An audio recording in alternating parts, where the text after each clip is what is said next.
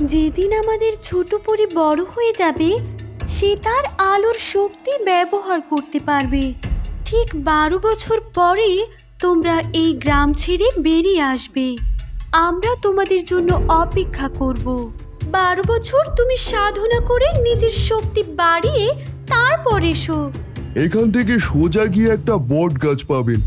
বট গাছের সামনের থেকে সোজা বাম দিকে গেলেই তার ছোট বাড়ি দেখতে পাবেন। বেশ বেশ, আমি কতকালে পরীর জন্য অপেক্ষা করেছি, আজ সেই দিন এলো। তোমাদের পক্ষে এখন আমাকে বিশ্বাস করাটা একটু কঠিন, সেটা আমি বুঝতে পারছি। ছোট পরীর বড় হওয়ার যাত্রা শুরু হলো। ধীরে ধীরে কেটে যায় 12টি বছর। ছোট পরি এখন 12 বছরের বালিকা। এই সুরক্ষিত গ্রামে তাদের বসবাস করার সময় ফুরিয়ে এসেছে। কি হলো কি? তোমাদের দুজনকে আজ বেশ চিন্তিত মনে হচ্ছে। এত চিন্তা করছো কিসের জন্য? দেখুন না বাবা, আজকে আমাদের এখান থেকে যাওয়ার সময়, অথচ মেয়েটাকে সেই সকাল থেকে খুঁজে পাচ্ছি না। ও আচ্ছা, এই ব্যাপার। এই কারণে তুমি এত চিন্তিত, তাই তো? হ্যাঁ বাবা, আপনি তো জানেন ওকে নিয়ে চিন্তার কোনো শেষ নেই। কখন আবার কোন অঘটন ঘটে যায় কে জানে। এত চিন্তা করে লাভ নেই। তোমার মেয়ে আজকে এখান থেকে চলে যাবে শুনে সেই সকালে বেরিয়েছে গ্রামবাসীদের সবার সাথে দেখা করার জন্য। এই মেয়েটাকে নিয়ে আমি আর পারি না। একটু পর পরই আমাদেরকে চিন্তায় ফেলে দেয়। দরবেশ বাবা যেহেতু বলেছে, তাহলে চিন্তার কোনো কারণ নেই। নিশ্চয়ই পরি কিছুক্ষণের মধ্যেই এখানে চলে আসবে। তুমি একদম ঠিক কথা বলেছ। পরি কিছুক্ষণের মধ্যে এখানে চলে আসবে, তোমরা চিন্তা করো না। আপনাকে অনেক ধন্যবাদ বাবা। ঝামেলাহীনভাবে আমাদেরকে 12 বছর আগলে রেখেছেন আপনি। এটাই তো হওয়ার কথা ছিল। আমি পরি সেবা করতে পেরেছি, এটাই তো আমার ভাগ্য। ভবিষ্যৎবাণীতে এটাই লেখা ছিল। যদি আমি ভবিষ্যৎবাণী দেখতে পারতাম, তাহলে বুঝতে পারতাম কোথায় পরীর কোন বিপদ লুকিয়ে আছে। পরীর বিপদ নিয়ে তোমাদেরকে আর চিন্তা করতে হবে না। এখন ছোটখাটো বিপদগুলো উনি নিজেই মোকাবিলা করতে পারবে। কিন্তু বাবা, পরী তো এখনো নিজের জাদু শক্তি ব্যবহার করতে জানে না। পরী এখনো জানে না তার ভেতরেই কোনো অলৌকিক শক্তি রয়েছে। যখন সে বিপদের সম্মুখীন হবে, তখন তার অলৌকিক শক্তি নিজেই জাগ্রত হবে। তাহলে আমরা সেই বিপদ পর্যন্ত অপেক্ষা করব, তাই তো? হ্যাঁ, ঠিক তাই। তবে পরীকে একা ছেড়ে দেওয়া কখনোই উচিত হবে না। তোমরা সব সময় ওর আশেপাশে সতর্কভাবে থাকবে। ঠিক আছে বাবা। আর হ্যাঁ, আমার তরফ থেকে একটা জাদুই কাচের বল তোমাদেরকে দেওয়া হবে, যে বলে তোমরা দেখতে পাবে পরীর আসন্ন বিপদ। আপনাকে অনেক অনেক ধন্যবাদ বাবা, অনেক অনেক ধন্যবাদ। ওই তো দেখো, পরী চলে এসেছে। কি হয়েছে আমার পিচ্চিটার এত মন খারাপ কেন? দাদু, ও দাদু, আমার এখান থেকে একদম যেতে ইচ্ছে করছে না। আমরা কবে আবার এখানে ফিরে আসব? তোমরা হয়তো আর কখনোই এখানে আসবে না, আর এটাই বাস্তব। আমি তোমাকে মিথ্যে কোনো প্রতিশ্রুতি দিতে চাই না। তাহলে তোমার সাথে আমার আর কখনোই দেখা হবে না? আমার যে তোমার জন্য অনেক মন খারাপ করবে। যদি আমি বেঁচে থাকি, তাহলে তোমার সাথে আমার একদিন নিশ্চয়ই দেখা হবে। কিন্তু সেটা কবে হবে? যখন তুমি অনেক বড় হবে তখন। আর তোমার ভবিষ্যতের জন্য শুভকামনা রইল। তোমাকে এখনো অনেকটা দূর এগোতে হবে। তোমরা যে মাঝে মধ্যে কেমন কেমন কথা বলো না, আমি কিছুই বুঝতে পারি না বাপু। আমার মাথার ওপর দিয়েই চলে যায়। হয়েছে, আপনাকে আর বুঝতে হবে না।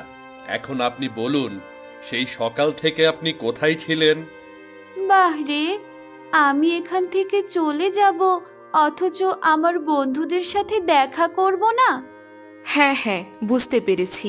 এখন তাড়াতাড়ি নিজের সব কিছু গুছিয়ে নাও, আমরা একটু পরেই বের হব। মা, ও মা, আমরা এখানে আরেকটা দিন থেকে গেলে হয় না? না, হয় না। এখানে আর একটা দিনও থাকা সম্ভব হবে না। আমাদেরকে এখান থেকে যেতে হবে। চিন্তা করো না তোমরা, বাইরের জগৎ দেখলে ওর আর মন খারাপ থাকবে না, ও অনেক খুশি হবে। আপনি আমাদের জন্য অনেক অনেক প্রার্থনা করবেন। সকাল গড়িয়ে বিকেল হলো। দরবেশ বাবা অশ্রুসিক্ত নয়নে কাঠুরিয়ার পুরো পরিবারকে বিদায় জানাচ্ছে। তোমরা আমার অনেক আপন, আমি তোমার ছোট্ট পরীকে খুব ভালোবাসি। আমি তোমাকে খুব ভালোবাসি দাদু, আমি তোমাকে কখনো ভুলবো না। কেঁদো না পরি, আর তোমার সাথে আমার আবার একদিন দেখা হবে। তোমাদের যাত্রা শুভ হোক। আপনাকে যে কি বলে ধন্যবাদ জানাবো আমার সেই ভাষা জানা নেই। আপনার প্রতি আমি অনেক কৃতজ্ঞ। কৃতজ্ঞতা প্রকাশ করতে হবে না, তোমার কারণে আমি পরীর ভালোবাসা পেয়েছি। এই নাও, এই জাদুই কাচের বলটা তোমার কাছে রাখো। এবার তাহলে আমরা বিদায় নিচ্ছি, আমাদের হাতে আর সময় বেশি নেই। ঠিক আছে, আর সাবধানে যাবে এবং সব সময় সতর্ক থাকবে।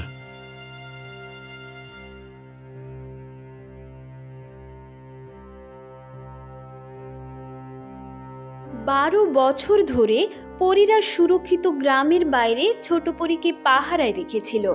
কাঠুরিয়া, তোমরা চলে এসেছো।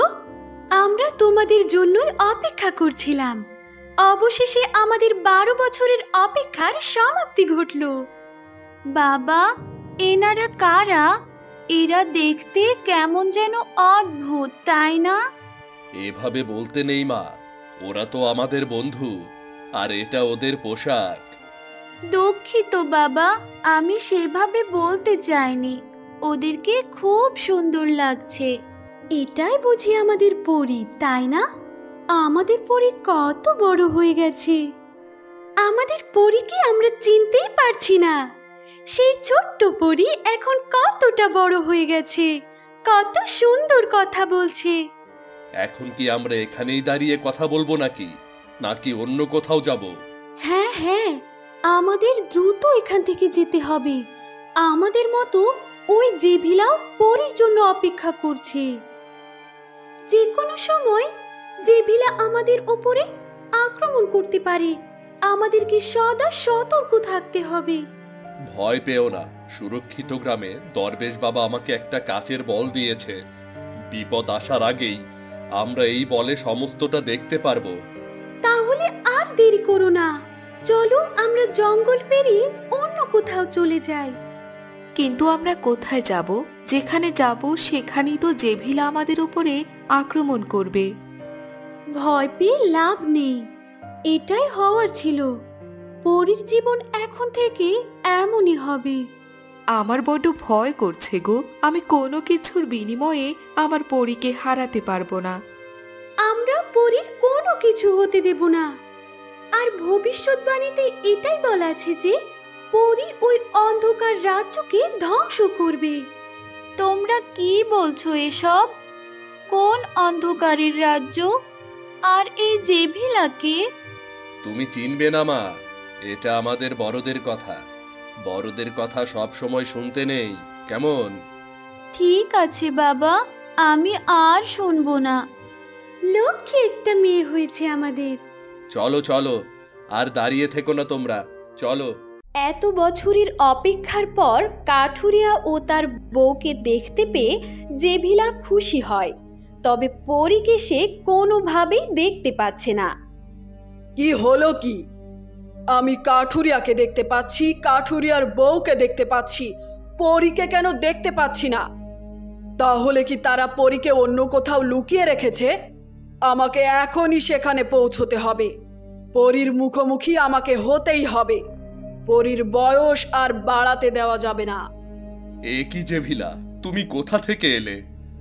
এর মধ্যে 12 বছর শেষ না হতেই তুমি এসে উপস্থিত হলে। এই 12টা বছর আমি অপেক্ষা করেছি। আমার পরী কোথায়? পরীকে তোরা নিশ্চয় লুকিয়ে রেখেছিস, তাই না? তুমি আমাকে খুঁজছো? এখানে তো আমি ছাড়া অন্য কোনো পরী নেই। এই পুচকোটা আবার কে? এটাই সেই পরী নাকি? এটা যদি পরী হয় তাহলে আমি আয়নায় পরীর চেহারা দেখতে পারলাম না কেন? তুমি আমাকে খুঁজে বেড়াচ্ছ কেন সেটা আগে বলো তো। দয়া করে আমার মেয়েকে ছেড়ে দাও। আমার মেয়ের কোনো ক্ষতি তুমি করো না। আমি হাত জোর করে ক্ষমা চাইছি তোমার কাছে। আমাদেরকে একটু শান্তি মতো বাঁচতে দাও। আমাদের মেয়ে তোমার কোনো ক্ষতি করবে না। চুপ করো তোমরা। তোমরা মানুষেরা আমাদের সমস্যা বুঝবে কিভাবে? এটা তোমাদের মানুষের সংসার নয়, এটা আমাদের আলো এবং অন্ধকারের যুদ্ধের খেলা। আলো এবং অন্ধকার? নিশ্চয় তুমি অন্ধকার, তাই না? কারণ তোমার শরীর থেকে অন্ধকারের ছায়া বের হচ্ছে। যত বড় মুখ নয় তত বড় কথা। এত ছোট একটা পিচ্চি হয়ে আমার মুখে মুখে কথা বলছো তুমি? আমি তো মিথ্যে কথা বলিনি। আর সত্য কথা বলতে ছোট কিংবা বড়র কোনো প্রয়োজন নেই। তুমি জানতে চেয়েছিলে না এটাই সেই পরী কিনা? এটাই সেই পরী। এখন পারলে ওর ক্ষতি করে দেখাও তুমি। আমার সাথে পাঙ্গা নিও না তোমরা। তোমরা কিন্তু বাঁচতে পারবে না। এবার তো আর পরীর আশেপাশে কোনো সুরক্ষিত বলয় নেই, তাই না? এবার তোমার হাত থেকে বাঁচার জন্য পরীর কোনো সুরক্ষিত বলয় প্রয়োজন নেই, কারণ পরী নিজেই একটা সুরক্ষিত বলয়। এত বড় বড় কথা বলো না তোমরা। যখন পরী বিপদে পড়বে তখন নিশ্চয় বুঝতে পারবে কার শক্তি বেশি। তুমি যতই যা করো ভবিষ্যৎবাণী কখনোই পরিবর্তন হবে না। ভবিষ্যৎবাণীতে স্পষ্ট করে লেখা আছে তোমার নিধন এই পরীর হাতেই হবে। তোমরা এখানে দাঁড়িয়ে আর কথা বলো না তো। অন্ধকার ঘনিয়ে আসছে। আমার তো এখানে বড্ড ভয় লাগছে। যে এই আধারকে সহ্য করতে পারে না সে আবার আমার অন্ধকারকে বিনষ্ট করবে। আমি বিধাতার দেওয়া অন্ধকারকে ভয় করি, কোনো দুষ্ট শক্তির অন্ধকারকে নয়। আশা করি তুমি বুঝতে পেরেছো। এবার আমাদের পথ ছেড়ে দাও। আমাদের পরী কেমন বড়দের মতো কথা বলছে। তুমি শুনলে না দরবেশ বাবা বলেছিল ও বিপদের সম্মুখীন হলে ওর অলৌকিক শক্তি আপনা আপনি জেগে উঠবে। তুমি ঠিক কথাই বলেছ গিন্নি। হয়তো এটাই হচ্ছে। বাবা মা, তোমরা এখনো এখানে দাঁড়িয়ে থাকবে? তাড়াতাড়ি চলো আমার সাথে। যাও, আমি তোমাদেরকে এখন বাধা দেব না। আমি শুধু পরীর দর্শন করতে এসেছিলাম। সমস্ত বিপদ তো তোমাদের সামনে এগিয়ে আসছে। কি হবে এখন? ছোট পরী কি জানতে পারবে তার অতীত এবং ভবিষ্যৎ? জেভিলার সাথে তার কিসের শত্রুতা সেটা কি বুঝতে পারবে পরী? বিপদের সম্মুখীন হয়ে সে বিপদের মোকাবেলা করতে পারবে তো, নাকি জেভিলার হাতে ধরা পড়তে হবে তাকে? জানতে হলে অবশ্যই দেখতে হবে পরী রাজকুমারী গল্পের পর্ব 13। যারা এখনো সাবস্ক্রাইব করেননি তারা এই চমৎকার গল্পটি উপভোগ করতে দ্রুত সাবস্ক্রাইব করে পাশে থাকুন।